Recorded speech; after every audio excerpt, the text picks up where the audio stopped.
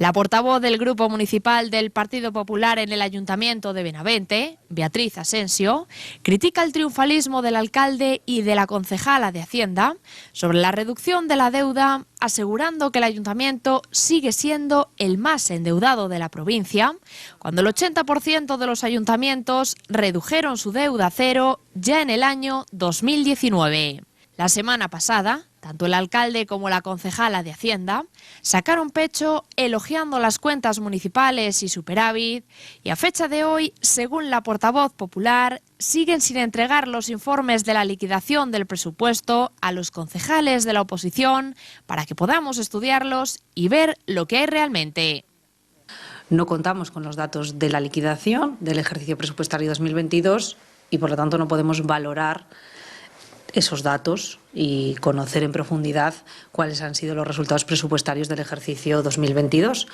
Pero sí que podemos analizar datos reales que conocemos de los diversos expedientes, como por ejemplo que no compartimos el triunfalismo de este gobierno municipal, el triunfalismo del alcalde, cuando dice que han rebajado y reducido la deuda que tiene el ayuntamiento. ¿Por qué no lo compartimos?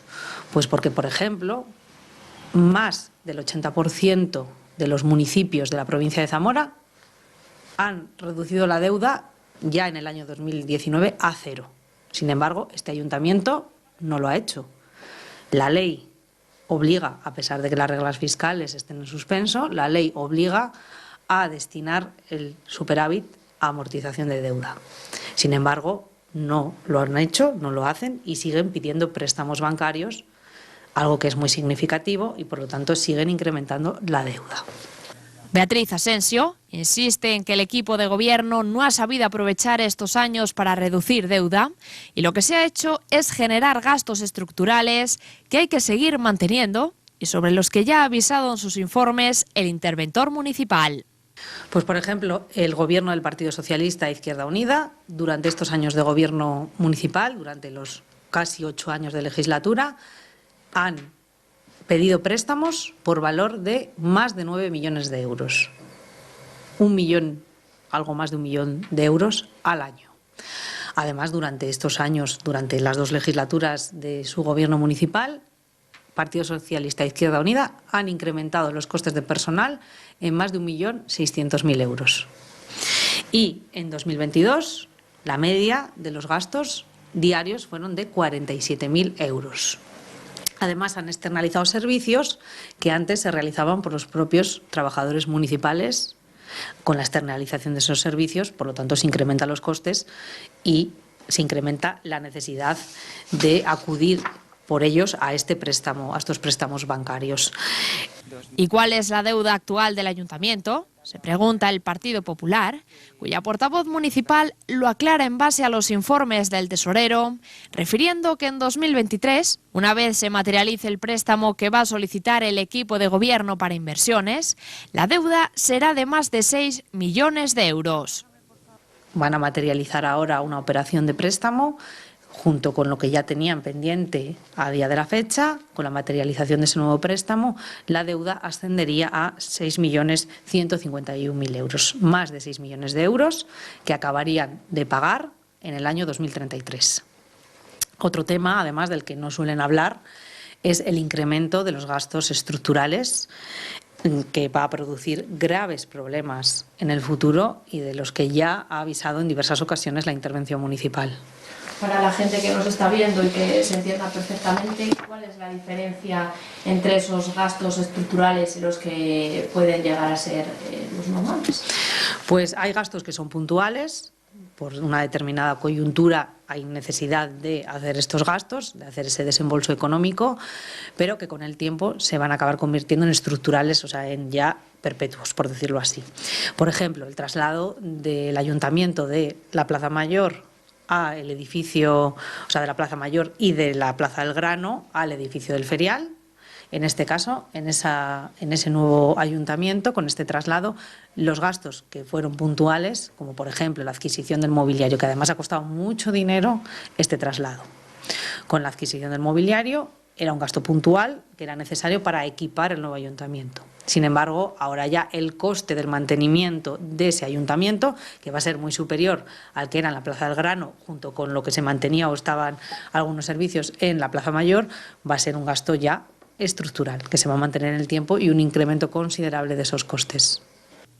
Ante las declaraciones de la concejala de Hacienda, concediendo un superávit en las cuentas, la portavoz del Partido Popular aduce carecer de datos para analizar la situación, aunque expresa sus dudas, ya que en el año 2021 también anunciaron superávit, pero lo que no dijeron es que había facturas por pagar, como por ejemplo las del agua, que son cantidades muy elevadas.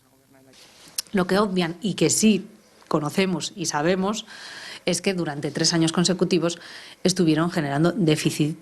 O sea, tuvieron una situación de desequilibrio económico y tuvieron además que realizar y aprobar un plan económico-financiero con las consecuencias que ello trajo, como por ejemplo no poder disponer de determinado dinero y no poder hacer determinadas inversiones presupuestarias que ellos tenían contempladas. Lo mismo que el incremento de la deuda. También obvian considerablemente siempre que la deuda la han aumentado durante sus años de gobierno.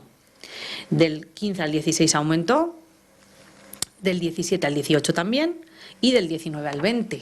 Son los datos reales extraídos de la propia página, por ejemplo, del Ministerio de Economía, donde podemos ver, en este caso, cuáles son los datos reales a día de la fecha de cada préstamo de cada año, de lo que tenían pendiente de préstamo bancario.